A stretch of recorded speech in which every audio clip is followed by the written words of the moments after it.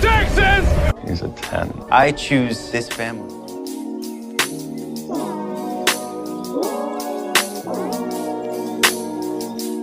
Hi guys, and welcome to episode 56 of 911 Lone Star Roundup. I'm one of your hosts, Grace, and with me are my lovely co-hosts, Katie. Hi guys. And EJ. Hey everyone. Today, we'll be talking about Season 3, Episode 9 of 911 Lone Star titled Bird. This was quite an episode. And as usual, we have a lot to talk about. So buckle up, grab your popcorn. Let's get to it. The metaphors run deep in this episode. Okay. Oh, yes. It's funny because, like, when I heard bird, I was like, okay, I kind of get why. Like, obviously we know why this is called this, but, like, just the simple name bird and the way it's used in this episode is probably why this is actually the title. Like, it was interesting. Like, because we started out with, like, I guess the delivery of this said thing at the firehouse. And yeah, the thing.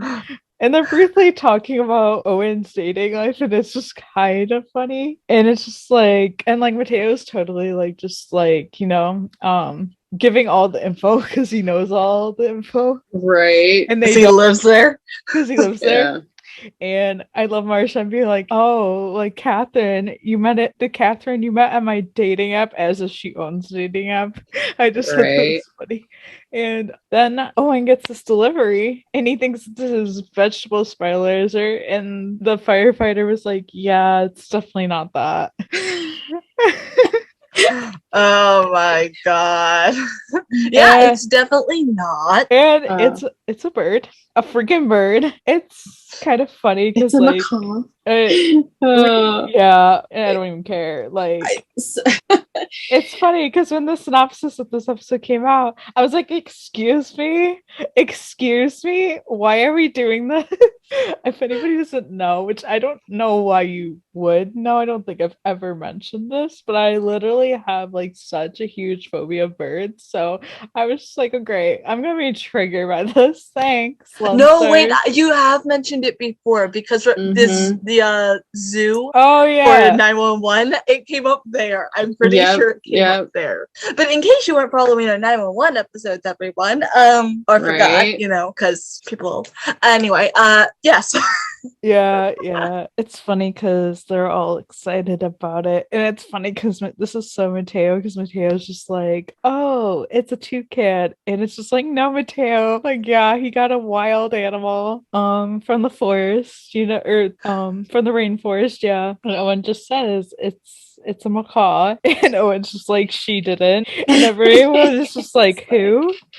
And Owen's like, Gwen, and then he reads the letters, and he's like saying how like she left it to him in her will, and it's just like they're all just like, ooh. And the bird is just like hello butt face, and you're just like, oh, hello butt face. Like butt face. Oh my god. Yeah, this is just, I love the site. Yeah, she gave him the bird. At first when he's like it's a macaw, it's like, okay, because I know birds can live a long time, so I wasn't super surprised that she had a bird, but to find out later like how long they've had the bird, and like he actually knew the bird. Well, see, I was surprised that she had a bird. If she had a pet, I pictured her as like a cat person, or maybe a very 100%. Small dog. Yeah, I agree. That's like, all. I did not picture her as a bird person. But then again, I don't know enough people with birds to judge what a bird person would be like. That's true. Yeah.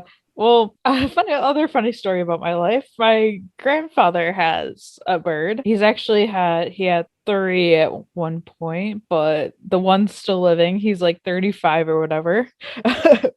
And so like, I'm like, I don't know what makes a person a bird person, but I'm like, I don't know. They are interesting. Like, don't like them, but they're interesting. Yeah, I genuinely just don't have enough experience with birds, but I do think most of them are like very pretty and stuff. We just never had birds because I grew up with cats. Right, the whole that Tom was and Jerry. Never. Or no, yeah, The Tweety Sylvester and Tweety. I'm thinking Tom and Jerry. That too. That's why we didn't have mice. Anyway, or we did. They just weren't pets. Anyway, my cat would just find them alive, play with them, and then they let them go. Like, I don't get it. my cats were the worst. What the heck? It's kind of funny though. Anyhow, this has the ability to get way off track because I I just went, oh, let's talk about all the times. No, let's not. Let's not. Then we get a military reunion and stuff, and this scene kind of made me just like, we'll get there. But this woman is driving to her baby's christening while FaceTiming her husband, who's in the military, obviously. And she like quickly finds out he's home because of like the FaceTime and everyone, wherever he is, because he shows her, and she's not paying attention. And this is when I'm cringing the whole time because I'm like, something bad's gonna happen. Like, you do not. This is why you don't talk on the phone. And of course, she runs him over, and I'm like, oh yeah, just as I thought. See, I didn't think she'd run him over because that part didn't process that like they were that close. But the moment, even before they got into the whole, oh, you're home thing, and she also has a very young child that he has never met. So, like, there's this whole, like, he's going to finally meet her kind of thing. So it's very sweet, very touching. But the moment they show she's talking on the phone while driving, I'm like, oh, yeah, know where this is going. She's going to run someone over or someone's going to crash. Well, yeah, and I'm just there, like, oh, no. Yeah, I think I figured something was going to happen because, you know, texting and driving, talking on the phone and driving. And like, she didn't know he was going to be there. So like, she just thought he was still deployed. She didn't know that he was going to be at the church for the christening because he was coming home to surprise them and meet his daughter. Yeah. So I'm like, this can't end well, right? I was like, I just kept going, someone please pay attention to the road. Oh my God. But I never expected her to run him over. And I was like, yeah. You're taking the joy out of the military reunion like that? Okay. Yeah. Like, at least Buck wasn't, watching it. Well, at least it wasn't being live streamed. And Buck would be like, see, I wanted something like that to happen. I wanted one of them to like love military like reunions, and I thought this scene would go along those lines, but it didn't. He just gets run over. Okay, yeah, so like he's pinned in the car good, like TK checks him out and is like, yeah, and like his knee is, he's like bleeding bad above the knee, and so they have to like, get the jaws or whatever and lift it up. But then of course he's like yelling because his leg is jammed between the frame and transmission of the car. And so they have to like get a water-based lubricant and like basically just like, do their thing and hope that helps. Well, yeah, the only other option was amputating his leg underneath the car to get him out. So the only time I've ever seen like an on-scene amputation in a show is when they call a trauma surgeon out, which is I mean, me and all my references say. Anyway, the tsunami, Athena having to amputate the fire captain's arm. Yeah, that was the first thing that came to mind. I have seen it in some shows before, but you're right. Typically, even if they haven't got a trauma surgeon out, because let's say I'm watching Emergency, that's 70s, like they just bring a regular emergency room surgeon out, but like they'd bring out an actual doctor. It's very tricky to handle. And so like, if they had tried to get somebody out though, it would have taken too long because he was bleeding out pretty bad. And that's the thing, like, and that's why they try not to do field amputations, because the time frame and the bleeding and if they're so badly injured enough to need a field amputation, more than likely they are bleeding out or will be bleeding out, and you're not going to have the time frame. Like, not unless you're literally in front of a hospital or something like that. Like, people have had it happen, people have survived it, gone on with their lives and everything. It's just not ideal.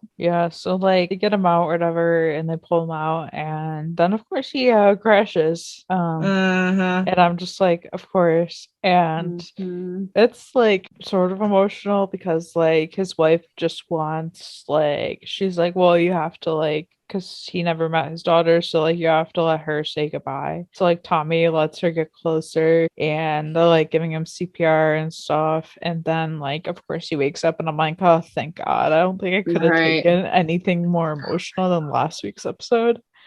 Yeah. Like I had a flashback to, and we were even talking about this in our discussion during the episode and stuff. And I think we were all having flashbacks to like season 2 during the 911 blackout, or the call center blackout, when the woman gave birth and then she went into cardiac arrest. Afterwards, she, like, got very shocky and everything, and like the baby was placed on her chest and she woke up. I had that in my mind the entire time, and I'm like, okay, chances are good they're gonna do that, but also Lodestar is tricky. I don't trust them all the time, and it would be just like to pull something, and so I'm there like Lone Star's tricky. They like pulling fast ones sometimes. What can I say? Need we remind of last episode, last couple episodes. In any case, I was just like, chances are good this is gonna be a good ending, but like chances are also a little too good that this might go wrong. Right. So I was relieved. Keep me on your toes. I think I brought that up. I don't know. One of us did. I think you did.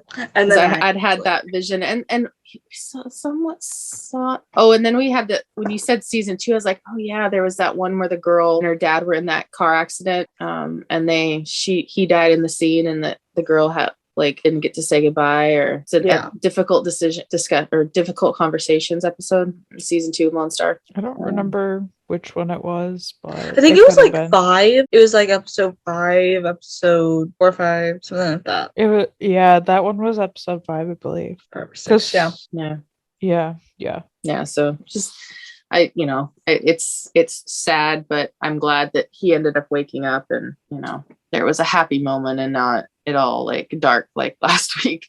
That was pretty tough. Yeah, I liked how this episode was kind of more lighthearted and stuff, just because I don't think we could have taken another heavy episode. Lighthearted, huh? Well, I think they did balance the severity that they did bring into the episode. I think they balanced everything pretty well. Yeah. If anything, just after all the hard scenes, hearing Owen get called buttface continually by the bird was comic relief. That was I just, when you said that about lighthearted with everything that we then find out about Paul's. See, that stuff I don't I don't find that stuff emotional at all. Like, personally, like, I just don't think it is. It's definitely something some of the stuff we find out is somewhat sad, but I don't think it's it's not like heavy. It could be worse. Yeah, exactly. But like the end of the episode is the more hard hitting, I think, which we'll get around to talking about there. We're jumping way ahead of ourselves right now.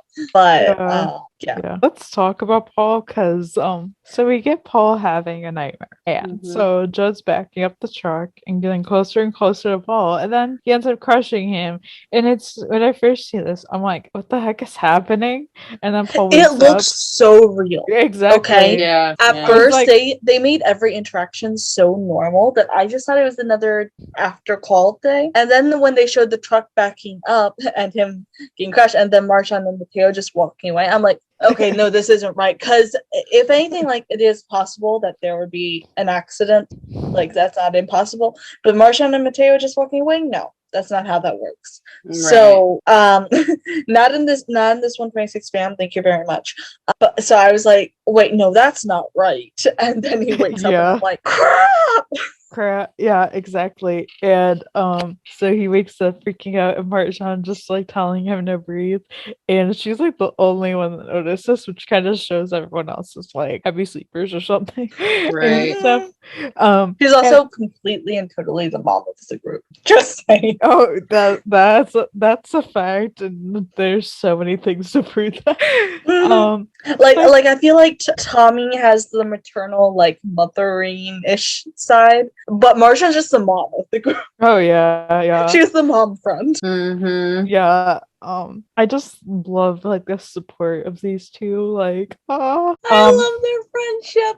I love their friendship. Okay, I don't. Yeah, because after this episode, a lot of people are like, people have been saying this in season 1, but people after this Of course they episode have. were like, I ship it, and I'm like, we do not ship it. We do not ship it. It's a friendship, not a ship. I'm very Like, adamant about that. This is one where I'm like, okay, I can see where they're coming from, but I don't agree with it. Exactly. In this team, I don't want in our house dating, and that's made easy because I don't see anyone in the house like dating each other. Like I see them dating outside, but it's not a case like Marjan and Mateo where I was like, where the hell did they get that from? It's the kind of thing where I'm like, okay, I can see it, but I don't want it. I agree. I agree. I don't ship it at all. I don't want anybody at the 126 to date. I don't want that. Like, this is not like any other show, because I've seen that in so many other of my shows, and I'm just like, no. The only show we want that in is 911 Cough Buddy Cough. Oh, Buddy, I will 100% support it. But this, no. No. Buddy is the only in-house relationship that's allowed to exist in the 911 verse. Just saying. Yes. Facts. Yeah. Absolute facts. I agree. Then we have Owen talking to Gwen's lawyer, and it's Oh pretty, my God. I think it's funny. Okay, I don't Slapped my ass off during the scene. Oh my God, yeah. So Owen's just like, did you facilitate the delivery of a macaw to my fire station? And the lawyer's just like, I did. And Owen's in like, because he's like saying how like it's been a long time. Oh, I'm already getting billed, aren't I? Mm-hmm. And yeah. and then she's just like, she's saying how she did, and no one's like that. We remain enemies. And apparently Gwen just updated her will 1 month ago after the baby was born, and I was just like, which baby? The baby parent should. Yeah. Right, yeah. A month. Yeah. Which baby? The line. baby that is a baby, or the baby that's now a grown man and smirking at me? I love that. And TK's just there TK's just like smirking. He's like, it's not that bad, Dad. It is bad. It is. Okay, if I was Owen, I'd be Katie like, absolutely feels Owen's pain. I do feel Owen's pain.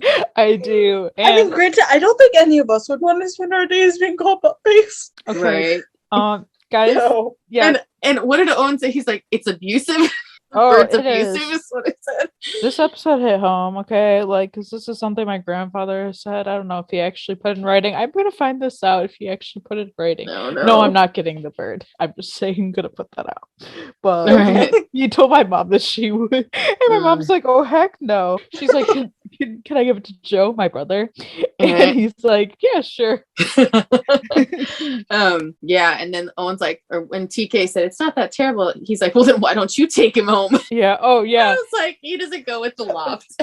No, yeah, that's what I was like saying that. I was like, yeah, I don't think he fits in with the loft. No, I can't see control freak Carlos, clean freak Carlos taking care of a bird. I don't see Carlos as a bird person. I know we've already established I don't really know what a bird person looks like, but I don't think it's him. I definitely don't think it's Carlos. Like, I honestly feel like, oh yeah, that's just a vibe of Carlos, I feel. But like, they're Buttercup's family, and that's it. Exactly. Yes. And yeah, so then Tika's just like, I'm gonna go. Okay. And then Owen asks Gloria if she wants the bird because he thinks they would get each other. Because he's like, you're both high maintenance and you spread your misery wherever you go. Oh my God. But like, here's the thing. I was like, it's obvious. Owen, you're high maintenance. Don't you think you should get the bird? Yes, exactly. Yes. He's very high maintenance. And then she's just like, sorry, Owen, you're the only one Gwen intended to give the bird to. And Owen's just like, she really did give me the bird. That was like one of my favorite lines. And yes. It's so good. It's just like, yeah, she really did. She really is still winning. I love that. Oh, yes. Then we get our darling TK running down the stairs, running into Tommy, which I love the scene. Like, oh, so good. And it's like TK, because Tommy asks Tommy asks like who was squawking, and TK's like, oh, that's just dad. TK mentioned how like Gwen is still undefeated with legal matters and her streak's continuing because of the bird. And Tommy asks TK if he's headed anywhere special, and he's like, just home. And Tommy's just like, oh, sit down, like I want to talk to you about something. And she's just like, oh, I'm not very good at discussing comfortable things. And I'm like, same. Same. I feel ya. So like TK's just like, oh, I know what this is about. And Tommy's just like, you do? And TK's like, yeah, I left the narcotics pouch open, and says how like she can reprimand him any way she sees fit. And then Tommy's just like, I appreciate that, but that's not what I was gonna talk to you about.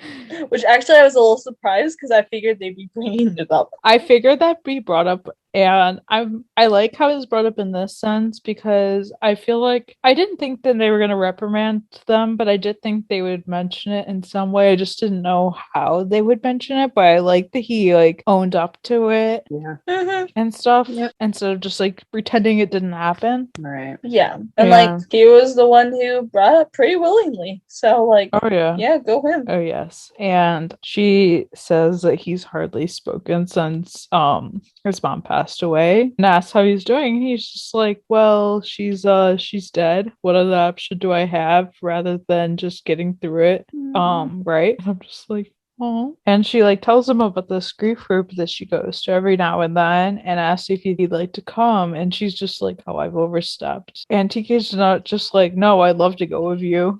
And it's funny because we're watching and you guys are like, we better see this. And I'm like, listen, just wait. Oh my gosh, just wait. Yes. I'm like, don't. I'm like, somebody might go to therapy and it might be seen on the screen. What? Wow. There are other characters that need therapy. A lot. Everybody needs therapy. Oh yeah. Yeah, it's just like addressing mental health finally. Yes. Oh yeah. Concept. Then we get Paul at the doctor accompanied with Marjan. I loved that. I love that too. And it's just like, so the doctor is surprised with like knowing his job that he hasn't had a cardiac event yet with the demands of his job. And I'm just like, okay, what's this? And like, obviously, like Marcia mentions about like the hypothermia during the gym collapse during the snowstorm. She's just outing all of his medical history. She is. Dude, and he's just standing there like, really? Mom, guys. Mom, to the mom. She's just like, oh, I'm not letting you get away with any of your bullshit. You are saying everything or I will. Right. Yeah, and so the doctor asks if there's any history of cardiac trouble in Paul's family, and Paul mentions how his dad died of a heart attack, and Paul's just playing it off like, oh, it's because of deep dish and stuff, like, and he says he was 36. I'm like, damn. Oh yeah, his dad passed away when he was 36. That's okay. Nobody in my family died that young, but I also have, from what I remember, I have quite a bit of heart disease in my family. So yeah. I mean, I do have some in my family who died younger, I think, but that was cancer. I have actually several people in my family who died younger than that, but it was cancer. I don't know if we have anything heart related in my family. So that stuff can be, genetic. So. Yep, definitely. And it was weird because like they were talking, and then like the doctor's finding out more about like his history through Marshawn, of course, and then the doctor, and then the doctor. Admittedly, that was when I got a little irritated at Marjan, because I'm like, yeah, you came for moral support, not to spread his entire family history. Yeah, let him tell that is my thing. Yeah, like, granted, he should have been more open to his doctor, but yes, was that needed to be told? Yes, but not necessarily by her. Yeah, like, so I don't know if he would have told it, but let him tell it, not like just like. But we've already seen she's a bit of a pushy person, so I just watched episodes 301 through 304 to find all that out. Just if you forgot, just in case, just in case you forgot. So the doctor asks if like he has nightmares, and then Marshall is like, "Oh yeah, actually he does." And Paul's just looking at her like, seriously? Yeah, the doctor mentions that he might have Brugada syndrome, however you say it, and stuff. And it was interesting because after this episode aired and I was posting about it, somebody was like, "Oh yeah, I have the same heart condition Paul has." I was like, interesting. Yeah. And so the doctor, of course, wants to put in a defibrillator. Paul is against the idea, and the doctor says that without it, Paul won't make it to 40. And somehow in this whole conversation, it's revealed that he's 38. And a lot of people were like, "Damn, Paul, drop that skin to your teeth." And I'm just like, honey, please just say you drink water. Anyway, just anyhow, yeah, like I get why Paul like is against the idea, but I don't think the things he was saying are actually like true.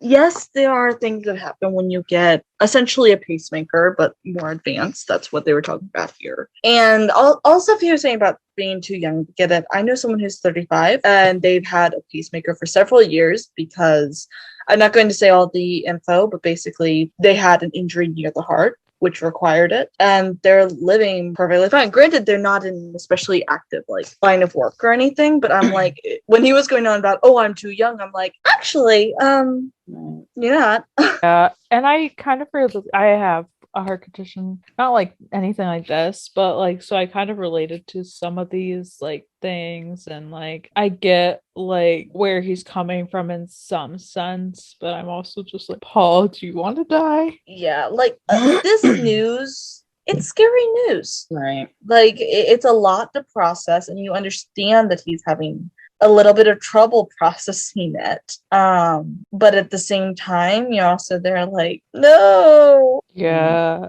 especially because like, you know, us as watchers, like we don't know where they're taking this, and like, are they taking it like, does this mean he's leaving? You know, what's going on? Like what's oh heck no, what's bringing, I didn't what's think the he cause was of bringing leaving, this up? I didn't either.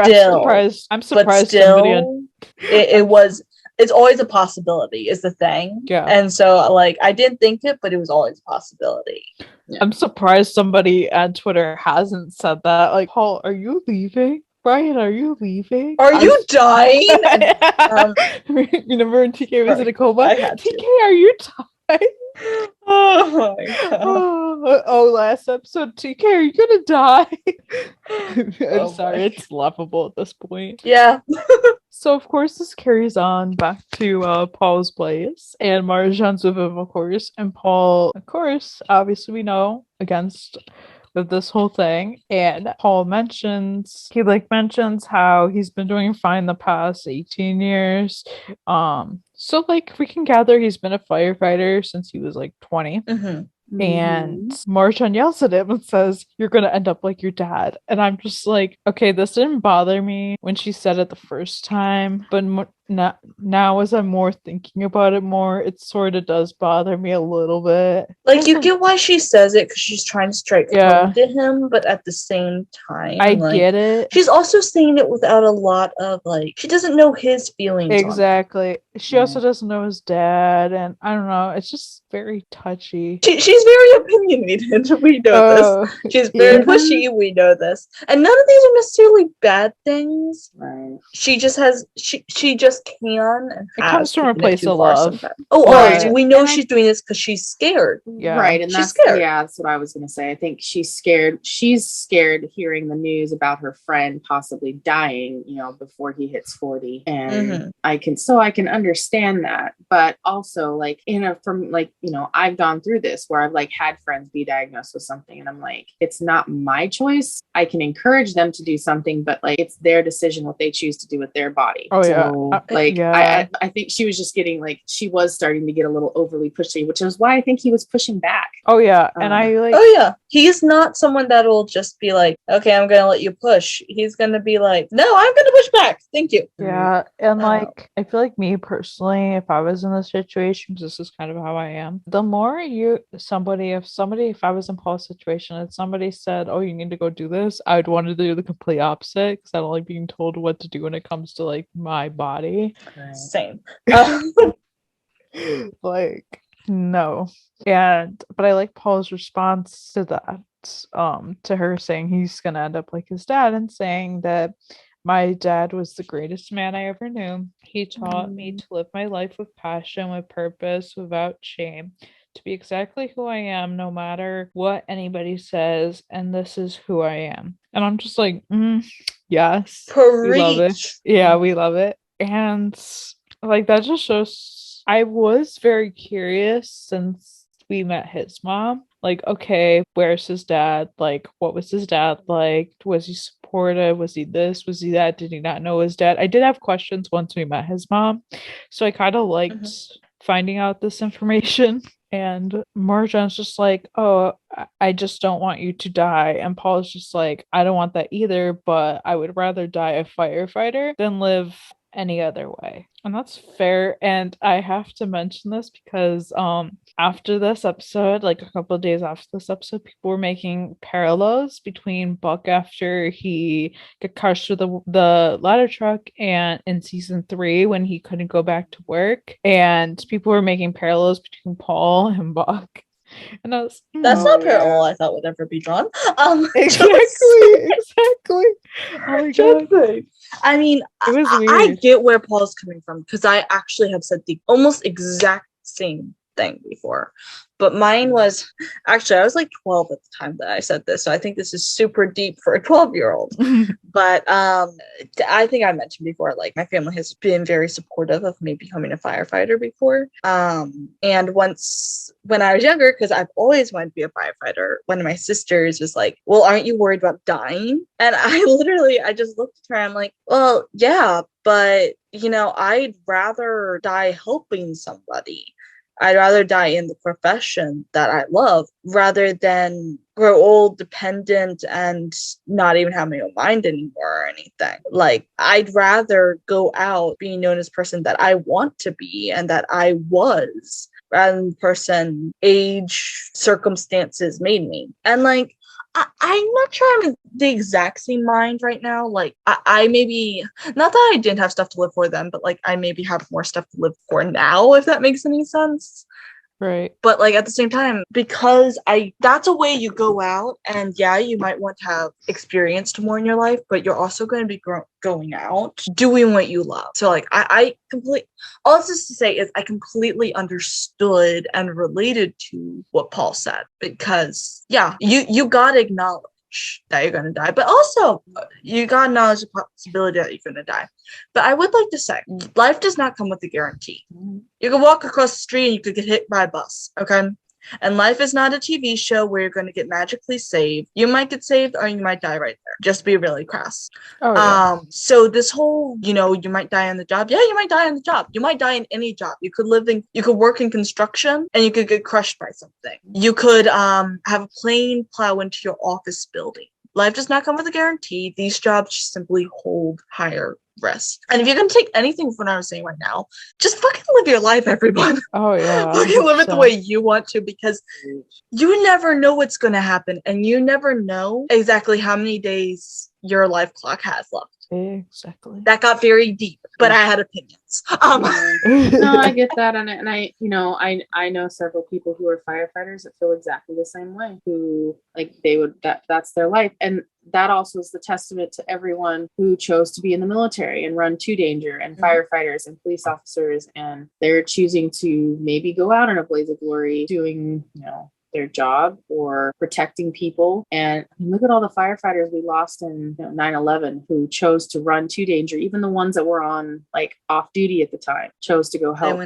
We lost 400 and 60, maybe a little bit more. We lost a lot of firefighters that day.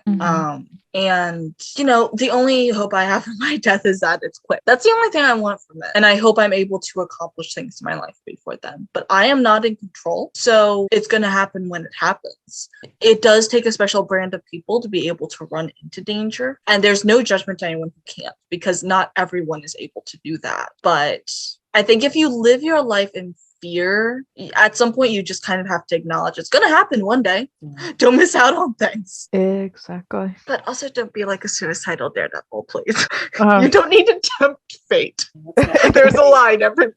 Yeah, yeah, Anyway, thank you for coming to my TED Talk. Let's move on. yeah. So, okay, more of Owen and the bird. This is funny, and Oh my god. I actually showed my mom the scene because like she's into meditation, and so I had to show her the scene, and then I just think it's hilarious because I told my parents about this episode. I was like, this was just funny, and so he's trying to meditate, and the bird won't shut up. And this is me watching the scene, be like, oh, and just be like, do what my grandfather does, and just put the sheet over it. And so, and like, Owen's just like, oh, do you want the cage cover? The thing is, he has his meditation up super loud too. Like, if you think back on it, he has it up so loud. And you could think he's just trying, at first, you just think he's trying to immerse himself, but then you hear the bird in the background, and you're like, he's trying. Yeah, so Owen's yelling at the bird basically, and then Mateo comes out and is just like, what's going on? And I love the line of Mateo being like, I've had worse roommates, and Owen's just like, I doubt that. And Mateo's just like, the last ones blew up my house, and Owen's just like, fair enough. Yeah. You can't argue with that. Yeah. Okay. Yeah. Like, oh yeah. And Owen mentions of how these birds can live to be like 100 years old. And like this is funny because like I said earlier, my grandfather's bird's like in its 30s. Yeah.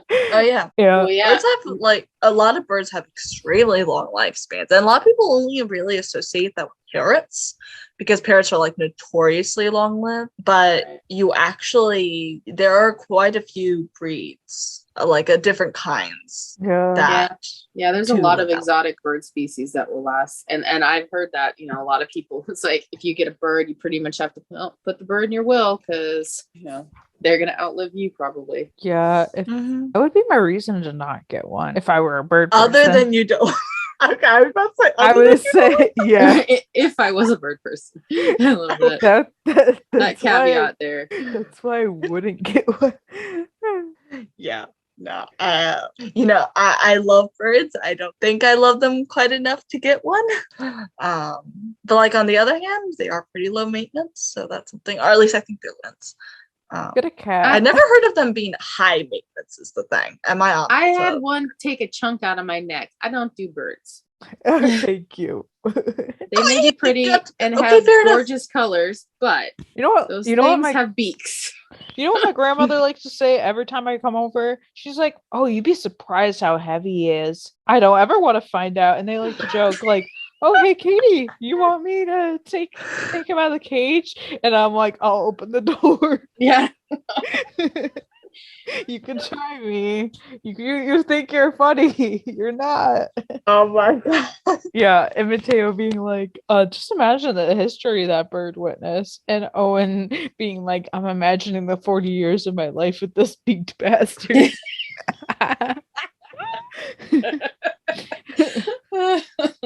TK, guess what you're inheriting? Carlos, get ready for the break. Yeah, about that. Honestly, Owen's get to enough it. in the dramatics. He would never do this, but just imagine if he like decided to like dramatically fake his death one day, just get rid of the bird and pass it on to TK. Oh god. A dramatic faking of that. And, Yeah. and TK would just be like, "Bad, why?" Yeah, and then Mateo grabbing Peanut and putting his hand in the cage. And everyone's just like, the last person that did that lost tip of their pinky. One of TK's stupid friends. It's like, Can we meet I'm him? just like, wait. Okay, stupid. I want to Tell us more. Tell us more. I would love to know. I would love to meet. I just want to see this part of TK's life because I want to know more. Yes. I'm like, then Mateo takes the bird out of his cage and like lets it perch up on his hands. And the bird is totally not a jerk to Mateo. And Mateo's like, maybe he doesn't hate people as much as he hates you. Mateo giving backs right there. right? Like, who knew Mateo would be the bird whisperer? But also, like, it's clear the bird just hates Owen. Oh yeah, the bird is just like, Yeah, just not like Owen, and I'm like, what'd you do to it? Right? Yeah, I'm like, dude, Because birds also have excellent memories. Oh yeah. So like you do something against one of them, they will remember it. So they're a little like elephants, I guess. Live a long time, have great memories. Yeah. Then we see Mima gone wild. This was interesting. Oh my, I did not expect anything that happened. Oh yeah, so she's like at a pet store looking for something. So she asks this clerk who happens to be helping another customer who is mainly flirting with. Right. Oh yes. And okay, and let's just preface this. He was being pretty disrespectful to the older woman. Yeah. So like I also would have started getting pissed, but not to this degree. Yeah. See this he was kind of like, he did tell her a minute and like, give it a second, like, or immediately she's like, no, like now. And I'm just like, I hate, like, as somebody, it is annoying when someone's like, no, now, like, not as someone that like works in the service industry, like, as like when people you say, oh, I'll be with you in just a second, people are just like, now, and it's like, can you wait a second? Like, seriously, I literally said 1 second, please. Literally the only reason I'm just like, it was so obvious that he was just flirting with the woman that he was talking to, and had no intention of actually being as fast as he possibly could. So like, yes, I totally get, oh my god, please just listen to me when I say I'll be there in a moment. But also I'm also the woman on this, because I'm just like, get your flirting ass up and stop. Yeah, because like she was in one of those moving chairs. She needed to get cat litter. Cat litter is heavy, okay? Oh yeah. And so like she needed help with that. And see, I had like an entire thing in my head for how this was going to go. I figured that she would go actually try and get it herself and would get injured trying to get it. I had no idea that this would turn out the way it did. Yeah, I kind of had a feeling, not necessarily that it would happen like this, but I kind of had a feeling that she wouldn't just let it go or just wait. So I knew something bad was gonna happen, but not this. So like she's not having it, so she's throwing stuff around, knocking stuff over left and right. The shelves start to collapse, and it just goes from bad to worse to even worse to what the hell. Yeah, and then she's especially not having it because he asks her to leave, and she throws a can in his face. Oh yeah. Oh god. Yeah, it's funny because like everybody's watching us. I'm worried about the little Shih Tzu that the girl had initially. Like, where'd the puppy go? Oh my gosh, yes. Because the puppy runs off. Right. And I'm just like, and then and that was in the back of my mind the entire rescue scene. I'm like, where's the dog? Because they're fallen wires and they're like, this is a death trap. Okay. Anyway, we're getting a little ahead of ourselves. And by ourselves, I mean, yeah, so like they're like checking out the woman because like the cop who I believe was Carlos's partner, or probably still is, but they at least worked together at some point. Exactly. Was like, can you check her out so we can take her to jail? Yeah. So like Tommy figures out, because she's like, how many cats do you have? And she's like, 16 little angels. And I'm just I just went, oh, I'm sorry, what? 16? Okay. See, here's my thought on when people have that many animals. I don't think that should be allowed. And I don't think it technically is. I don't know if there's like a rule against herself, but like, how can you take care of them and look after their well-being if you have that many? Unless you are a sanctuary or a rescue of some sorts, with like, no. If you're just a regular homeowner, that amount of cats, I don't know. There's ways around it. I think if you can't like take care of them, it's definitely like there is stuff on that, but like other than that, like not really, because like if you're taking care of them and they don't look like mangy or whatever, they don't look like, if you're not neglecting them, then they can't really do much because like you're taking care of them just fine. But anyways, so she finds out she has 60 cats, and Tommy's just like, oh, I think she has toxoplasmosis, and from like the cat feces or whatever. Yeah, cat feces See, is I terrible. thought she would. Oh, it smells like. I was gonna say pun not intended. Then now I'm gonna say pun fully intended. It smells like shit. Okay. Oh yeah. It is a Yeah. horrible smell. But see, I actually wasn't thinking that's what it was at all. The clay that gets stirred up from the cat litter can be toxic. Can be toxic. And so I was thinking that amount of scooping she must have to do, and she must also have a lot of cat litter boxes, or she's scooping daily. Because 16 cats, you gotta have a lot of both, okay? Oh yeah. I was thinking, oh, she is getting sick from the fumes from the clay. I didn't think it was the feces itself. Yeah. And then of course she has a seizure and that, and it's funny because when she wakes up, she's just like, oh, did I hope I suddenly wasn't becomes a docile old lady. Yeah. Oh my god, like I hope I didn't cause trouble. Oh boy, lady. And I'm just like, oh, you have no idea. Yeah. And then the other lady, the one that with the dog, she was like under the collapsed shelf. Then the dog was too, and Paul lifts, and of course Paul lifts the shelf, and Marjan is like, Paul, what are you doing? And it's like everyone else doesn't know what's happening, and I'm surprised nobody was like, what? I get her concern, but at the same time, I'm like not in the middle of the call. He's already lifting the shelf. He's already exerting himself, and if he hasn't told everybody, then this is just bringing a lot of attention to him. So I'm just there like maybe not in the middle of a call. Have your words with him afterwards if you must talk. Oh yeah, 100%. Like that's agreed.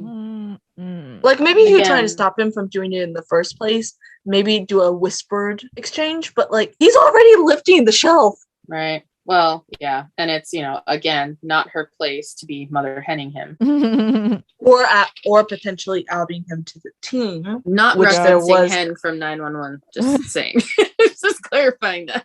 Oh no, you know what that made me flashback to in 110 or 109, whatever the episode was when TK said, Owen, please don't be a mother hen or whatever the line was. Yeah. That's what that made me think of, not hen at all. Oh. That's the only thing that makes me think of, to be honest, and stuff. I'm just so used to hearing the term mother hen, it doesn't actually make me think of anything at all. Yeah, true to that too.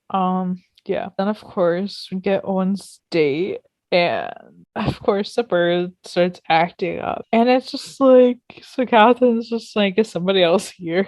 And then we quickly find out she's a bird person, and I'm just like, oh, and she wants to meet the bird. She's like, oh, can I meet him? And we're all just like, I don't think that's a good idea. Yeah, and she mentions that she had an African growing up, which is actually like what my grandfather's bird is. And the bird likes her too, but it's just like, careful, he likes to bite, and it's just like he puts his finger in, and the bird bites him, and she's like, yeah, he really doesn't like you. Like we have established that. Yeah, and it's like, I was just saying, I've never harmed him. And the funny line was like when Catherine's like, accepts cooking his cousin for dinner, and Owen's just like, chicken for dinner. Let that be warning to you. I'm just sort of like, oh my god. That's funny because I would say something like that. I'd be like to my grandfather's bird, I'd be like, maybe next year will you? Right. We're not condoning eating animals, just saying, like, that's your own choice, but yeah. I'm sure people eat parrot. I'm sure it's done. Oh, I'm sure it is. That's maybe we have to like it. It's different joking about like eating a bird than eating like a dog or cat, because like then I'm like, okay, that takes a little too far, even though I would make those jokes too, but like not actually. Then of course we get like one of my favorite duos. I love Judd and Owen scenes so much. Yes, me too. Yes, I love it. Sorry, just had a huge drawn there. No, we also need more of that. We need more Judd and Owen scenes. Yeah, because just like, oh, Cap, looks like you lost a brawl, and Owen's just like, a brawl called breakfast. And Judd's like, well, I take it those are some beak related injuries. Damn, that really is a little demon bird, huh? And Owen's like, I always thought so. And Owen mentions how after that he ate a piece of cereal out of Mateo's mouth and kissed him. And I'm just like, ew. That is a little much for me, just because I'm like saliva. But right. Yeah, and just questioning the whole thing, being like, was it an open mouth kiss or a closed mouth kiss? And it's like, do you really want to know that? And like, yeah, you sure about that? Yeah, and like Owen tells the story of why the bird may hate him after like what Catherine said, because she was like, these birds are smart, so there probably is a reason why he hates you. And it's like when telling the story about like how the bird always heard like his arguments with Gwen, so that bird had like a front row seat, as he put it. And like, so apparently he was the one to call the bird butt face first. Yeah. I'm like, yeah, this is why like don't ever say like any like curse words or any like thing you don't want the bird to repeat, because you just say it once, they'll be repeating it. Because I think one time, like when I was a kid, my dad was watching like at my grandparents' house watching like a game, and he said shit, and don't you know the bird was saying shit for the couple weeks. Oh no. Yeah, not the best. And then we see Paul cooking dinner, and I'm just like, looks good. Cooking dinner, drinking wine, and then he has a heart attack, and I'm just like, oh no, we can't forget he's pointedly ignoring Marsha. Oh yeah, yeah. There's that too. He's drinking wine, he's cooking dinner, and he's very much ignoring his phone, which is going off. She's persistent, which we'll get there. But he collapses. She of course shows up, persistent, like I said. This is one of the first times I'm actually glad of it, though. Oh yeah, just to be real. Yeah, exactly. And she kicks down the door, calls 911, does CPR, and I'm just like, yeah, she is a good friend. I mean, I don't necessarily love like sometimes which things she does, but like it is good she was there and that she doesn't just like be like, he's ignoring me. Because just imagine if like she didn't show up, he'd be dead. Yeah. Because at first she's knocking on his door, like thinking that he's ignoring her, and then she just starts catching some cues from inside, like she's hearing the music, but she's not hearing him. I think she just had her bad feeling kick in at that point, and she's like, okay, I'm gonna get down the door, and there it is. Right. Exactly. So then at the hospital, finds out he like had a heart attack or whatever, and then like she's talking to Marjan, and he's like kind of putting everything together after he wakes up, and he feels the bandage on his chest, and he's like asking what it is, and Marjan's just like, it's a pacemaker, and Paul's pissed, and like he has every right to be. It sucks that he's taking it out on her, but it's understandable because she's the only one there, and he has every right to be mad just because he's like grieving this whole thing. Like he didn't want it, he got something he didn't want, and like he's like to Marjan, like, you let them, and it's like she had no choice. She's not family. She can't make any choices. Like it was they had to make the decision that was right. I don't blame him for lashing out, because he's upset. She's there, and he knows that she knew his wishes. So even though logically he might be able to think like, oh, she couldn't have actually done anything, he's not thinking logically, because he just had a life-altering change done to his body without his consent. And so of course he's going to be upset. But Marjan, just keeping in mind for everyone out there, like he has every reason to be upset, so don't get on him about that. But also don't get on Marjan, because she had nothing to do with it. She is not next of kin. She's not even emergency contact, I would think. She has nothing she is just the person who gave him CPR, sustain him until the paramedics got there. That's all she is in the eyes of the hospital. She could not have done or said a damn thing to keep them in mind, because Exactly. they don't know they don't actually know if what she would have said was actually his wishes, because there's nothing in writing. He did not have a DNR. He did not have anything. Unless he had on file a DNR or had already told the hospital, no, the hospital and the paramedics are required to do anything they can to save his life, to bring him back to being able to be coherent, whether it's surgery or not, for him to make that decision. Once it's been done to him, then he can make the decision. You know, once he's awake and coherent and understands what's going on, then he can make the decision. She had no choice. She could tell the doctors, well, he doesn't want it. They're not going to be like, they're like, great, we'll see you in the waiting room. You know, she had nothing. Like, she's got no control over what they do or don't do to Paul. So unless he was wearing a bracelet that said DNR or had on file some sort of records. Yep. They were required to do everything they can to save his life. Exactly. So, it's not a great situation for either, because obviously she's distraught, having almost lost her friend, and now she is getting lashed out at. So it's terrible for her. It's terrible for him. Because all the previous stated reasons. Yeah. So I just feel bad for both of them, because I do too. Yeah. Dang. Yeah, and he basically yells at her to get out, and it's understandable. He honestly just needs space after all this. He just found out about this. It's probably the best that she leaves, and they kind of he just has that time to process all this, because that's all he really needs. And stuff.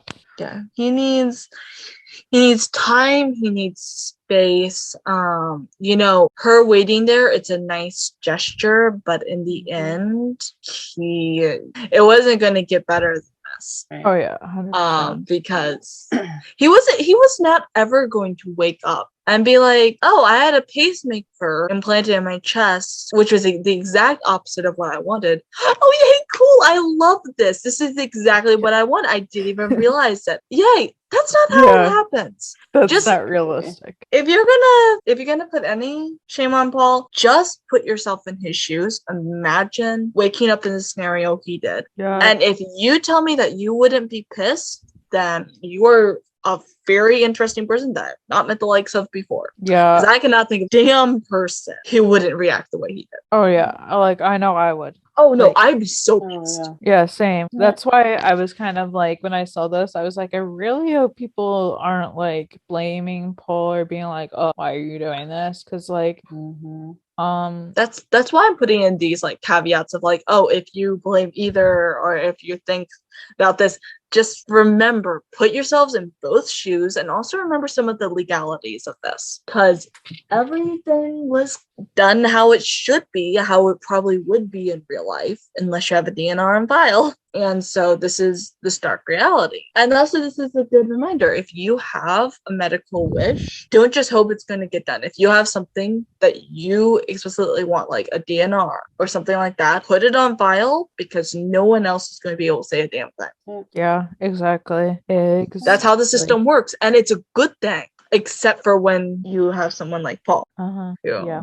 And I think that's why a lot of younger people often have that happen to them a little more surprisingly. Stuff happened and they're shocked about it, because a lot of younger people don't think to have that kind of paperwork and stuff done. Wills and power of attorneys and stuff. So, especially since we're always told we're so young and that we have so much of our life ahead of us. We don't think about us needing that. Right. Especially if we're in transit. Still looking at getting a house, still looking at settling down, barely got jobs and stuff like that. Might not think about that stuff in life. We may not think it's important, but reference back to what I said earlier in our podcast, anything could happen. Yep. So if you have stuff, if you have stuff that you want to have happen a certain way, then you need to make sure that the right people know about it. Exactly. All that is to say, heavy scene. And now I understand the synopsis for next episode a little bit. Oh yeah, no, it makes a lot of sense, because when we saw that, we were just huh? What?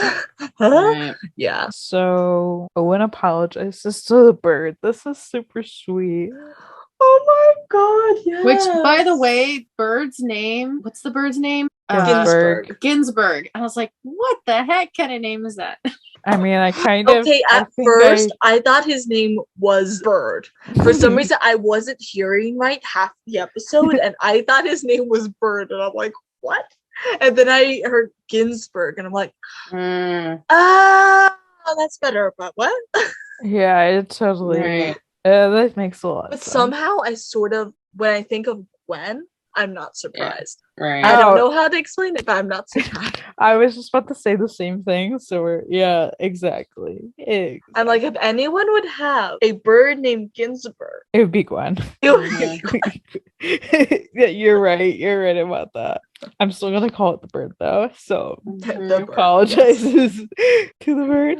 And it's funny because like he's apologizing and like stuff, and then at the end of all of that, the bird's just like saying, "I don't want you to get cold. Love you, honey."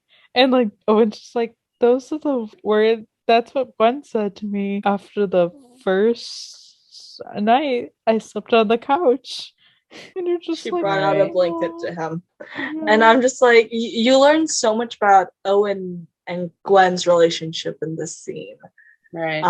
Yeah. And like you 'Cause we're see that the finding bird out. was witnessing Yeah. everything that went down, everything that went wrong. And they had the bird prior to them getting divorced, so the bird witnessed everything, all the fights, all the arguments that they had. And so Mhm.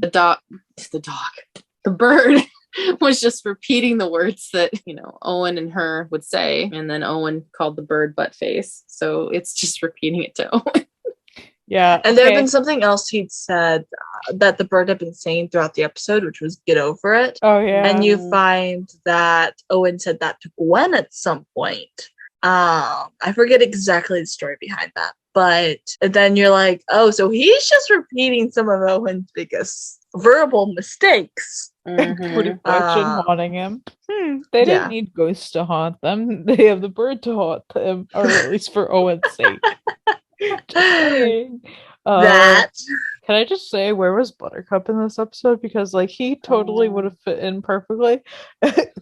I wanted Buttercup to play the role of my grandfather's dog. So his one dog is, they only have one dog right now. But his dog, like when he first got him, the bird was at like level with the dog. So the dog would stick his nose in, the bird was like flying all over the place in the and so it's just funny because like their dog isn't cat safe. So I'm like, oh, he's not bird safe either. True. So they had to move the bird up high. And I'm just like, that's funny. But like, I just wanted Buttercup to play that role. That would have been funny. Right. That would have been cute. That would have been funny, like Buttercup, what the heck? Right. Can we have Buttercup back in these next few episodes? Please. I miss Buttercup. It's been too long. I literally talk about Buttercup all the time to the point where I was like, oh, to my mom, oh, you know who Buttercup is? My mom's like, yeah, the dog on Lone Star. I'm like, oh, I'm surprised you got that. She's like, I do listen. I'm like, yeah, you're right. I probably mention him like every other day. And then we get TK and Tommy at a grief group. This is everything I didn't know I needed in life. I'm so happy that, like, so relieved too that, like, Tommy, like, I feel like Tommy being TK's captain is really bringing out the best sides of him, because we're seeing him, like, I don't know, we're just seeing it. I like the relationship between her and TK, like, and I feel like this season especially, we're really getting it. Yeah. And I like that she, like, brought him here, and, like, that I like this. Like, I really like that, like, this is, like, I don't like that this is something that they all, like, can relate on, because all the members of the ambulance have lost somebody. Right. Yeah, Nancy with Tim, Tommy with their husband, TK with his mom. Like they've all really, I just kind of love seeing her slip into like a respectful nurturing role as his captain. Like she's protective, I think. Yeah. Of him. And not just protective of him physically, which we know she would be, but like of him emotionally too. She's watching over him. Oh yeah. And I love TK's story, because he's telling a story about a wedding that him and his mom went to, and he was maybe like 5 and stuff, and he made a comment like, oh, like they took pictures, and she said like, don't wander off, and he was like, me being me, of course I wandered off. I was like, I'm just like, that's right, that's a mood. That's total TK, we all know it.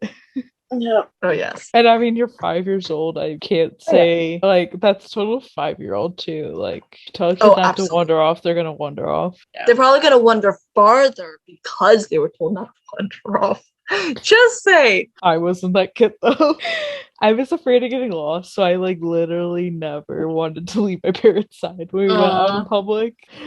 Like I think I was just always so afraid of getting in trouble that I wouldn't do it.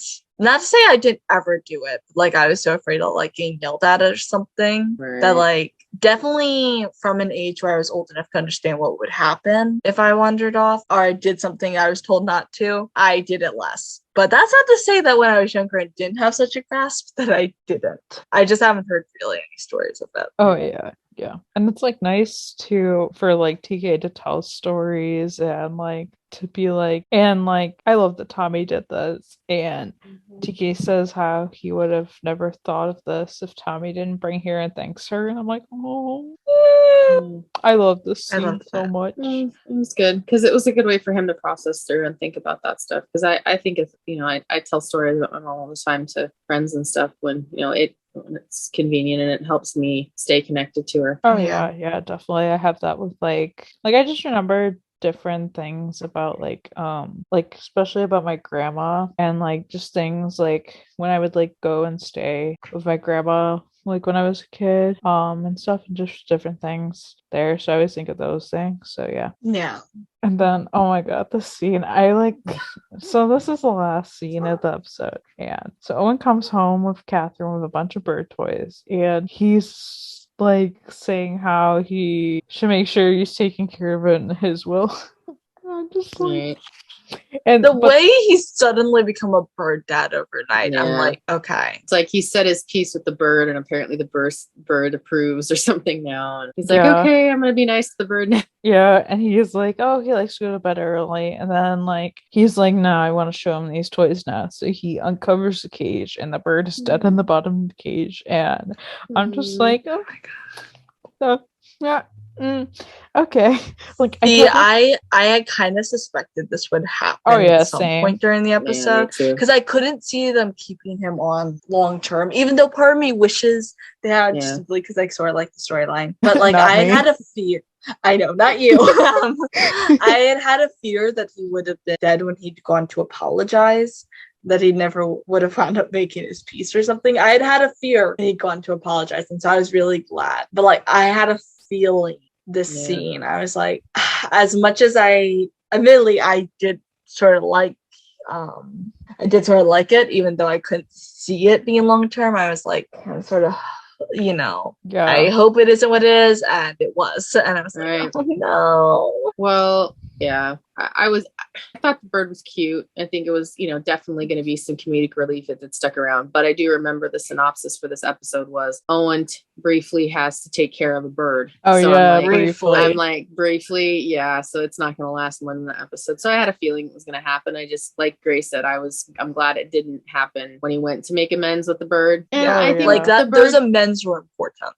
Right. And we don't know, like, yes, we know the bird had been mentioned that it was pretty young still for bird years, but it lost its person. Gwen died, and it was like a lot of it could have been grief. Could have been kicking just out of spite because of Owen. Right. That's and then, sort of what I suspect. Yeah. And then it's like you have say your piece, and it's like, okay, it's time for me to go. And it went through a lot of stress being, sent all the way from New York to environment. New York to Texas, because the environment is different, like weather is different, so especially lots of different factors. Yeah, so there's a lot of reasons why the bird could have passed away. Yeah. It was definitely, it was interesting. I was just like, what, where's this going to go? Like, the bird's going to die, or like, the bird's going to leave. I don't know. I was like, maybe he just like, is like, nope, can't take it anymore. Bye. Somehow picks his lock and flies off. And there's just a random macaw flying around Austin. Yeah. That would not have worked. Particularly because he's domesticated. But that happened to a friend's bird. It didn't end well for that bird. Yeah.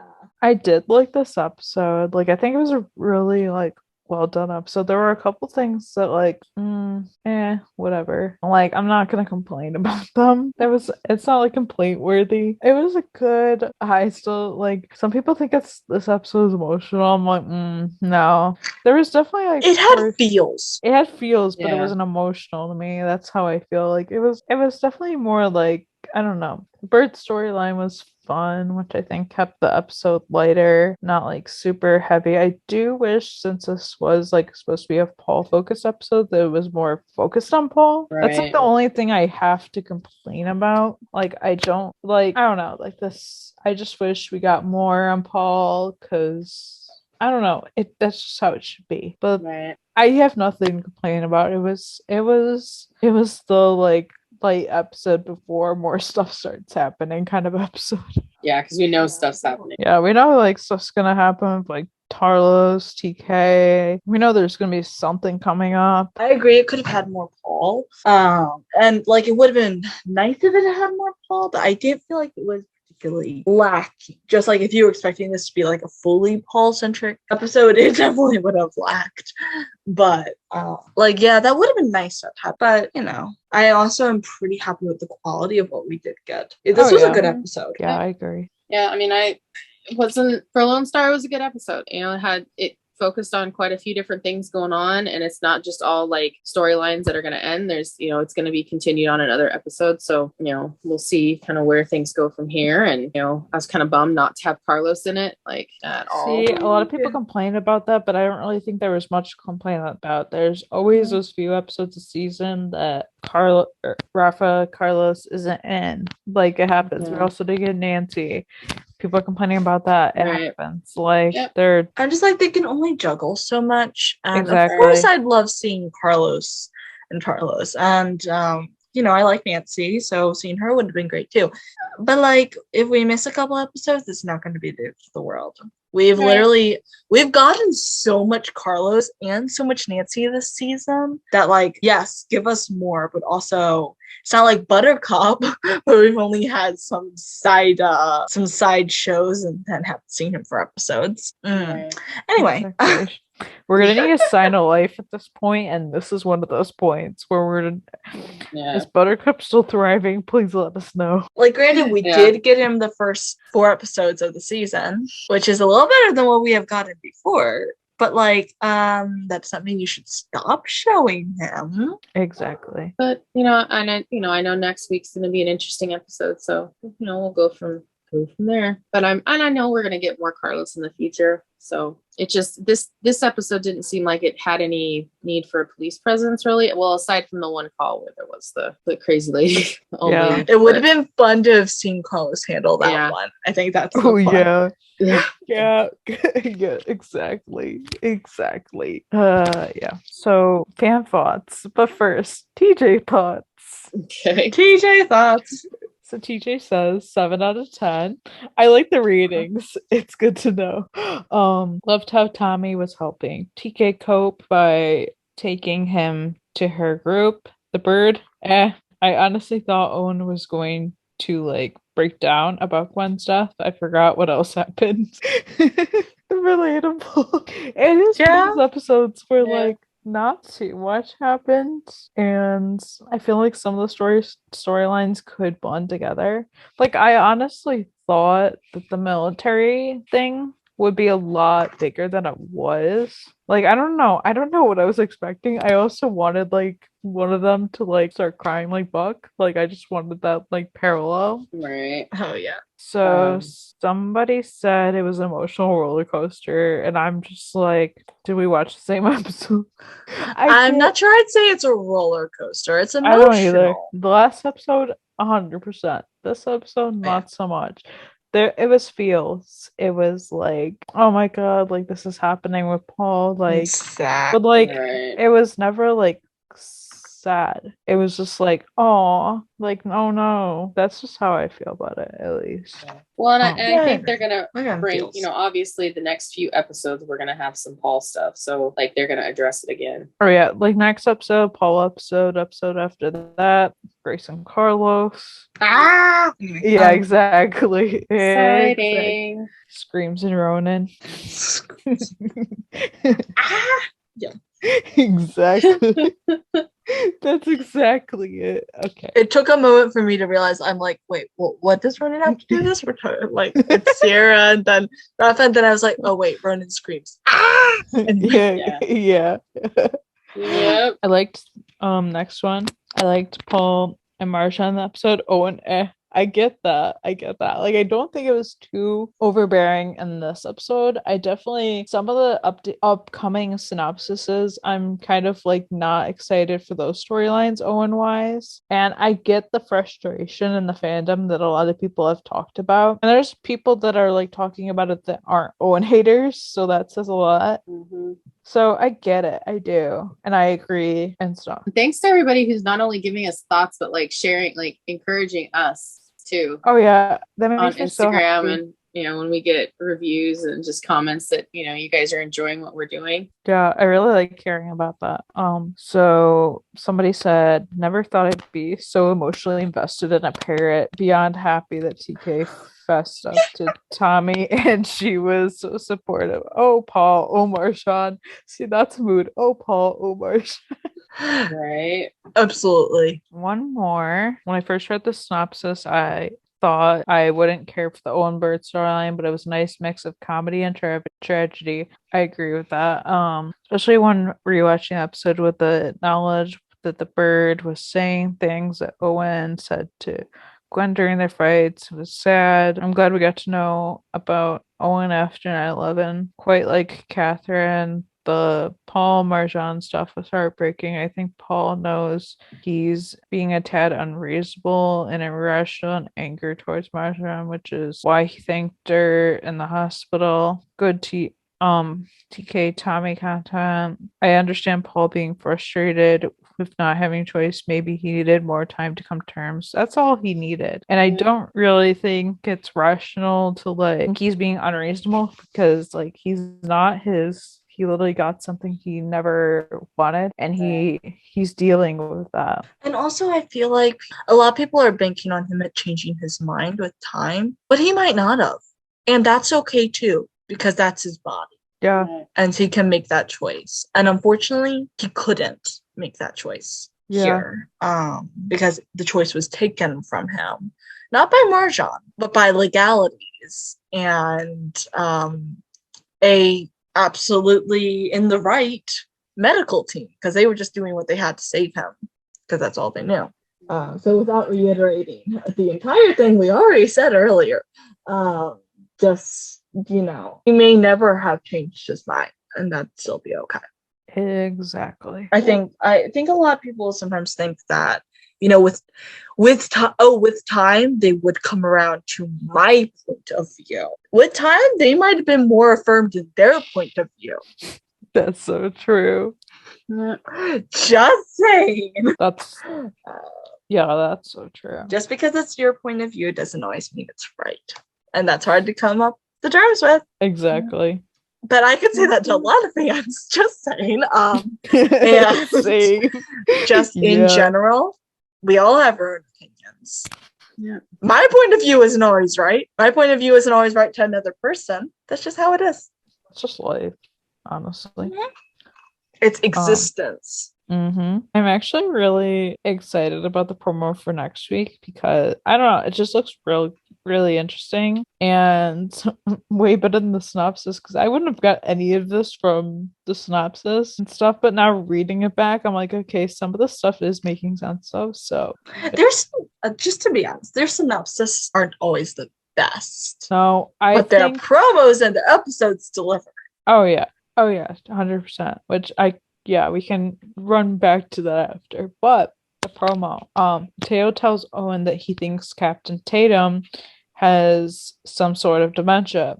Owen asks Mateo if he's talked to anyone in the department. He says not yet. And then we see the 129 and the 126 at a fire call, and Tatum looks to be like making like bad calls. and like, you know, people are gonna get hurt, and yeah, it's just funny because the synopsis said like Mateo is offered a position by his old fire captain, but quickly realizes he's not the man he once knew. So when I first read that, I was very confused, but after seeing the promo, I'm like, okay, this makes a lot of sense. Right. But like, how did things change so quickly? Because you know he was his fire captain maybe like 6 months ago, and like now this is where we're at. Like, okay, this is interesting. And then there was of course that line in the synopsis that was like, Marjan and Paul's friendship is over, and I'm just like, that is still drama. Even after seeing this episode, that is still drama. Like, do we really think that they're gonna be like, I am not friends with you anymore? Like, we are not friends. Darlings, this ain't middle school. This is not how it works in adulthood. Yeah. And if you're still working like that in adulthood over little fights, you ain't an adult. Yeah, exactly. Like just putting my opinion out there. Yeah, like Paul might be like icing her out, or Paul might be voicing of why he's angry or ignoring her. But like, when it's just like they're not friends anymore, that's drama. No, that's just drama. That's just clickbait, so to speak. Oh yeah, 100%. I am excited about that episode. Like, I have no idea like what's gonna happen besides those little tidbits, but I'm already excited because it already looks like a good episode. Well, I'm going out on a limb and guessing that Tatum probably reached out to Mateo because he realized while Mateo was there, things were getting taken care of and done that Mateo was doing that some of the other guys aren't doing, and he figures he can get Mateo's help or something, and then it just progressively gets worse. But what's the promotion though? Like, what could he possibly promote him to? That's my thing. Good question. Like a lieutenant, maybe, but he only just became not proby. Yeah, it's a little soon for a promotion. Yeah, that would be like going over Judd's head and some of the others who've been firefighters for so long. Yeah, like technically Judd is second in command, but yeah, trying to promote him, it's too soon. He needs more time as a not probational firefighter, so a regular one. Before it comes, like, I'm sorry, I love Mateo, but he is not lieutenant material yet, or any higher form. He needs time. He needs experience. Yeah, I don't know. It's weird. Like, I'm like, where are we going with this? In the words of one of my newer favorite movies, experience outranks everything. Very true. But it is going to be interesting to see where things go. So, oh yes, I'm very intrigued, and we'll have plenty to talk about it, I'm sure. Oh yes, per usual. Yep, y'all know us by now. Thank you guys so much for joining us and listening. Be sure to subscribe to the podcast on Anchor.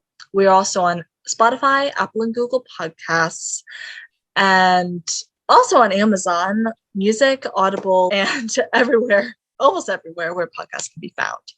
On iTunes, please rate us and leave us a review. It would mean a lot to us. And you can also do the same on Spotify. You can follow the podcast on our socials at 911 LS Roundup on Facebook, Twitter, and Instagram. And you can also join us on our Discord server, and the link will be in the description of this podcast and also on our Instagram bio. You guys can follow me, Katie, at Love Tarlos on Instagram, at For Love of Tarlos on Twitter. You guys can follow me, Grace, at Ronan Raffin 911 on Instagram, and the Cheap Girl 31 on Twitter. You can follow me, EJ, at EJ8302 on Instagram and Twitter. Bye. Bye.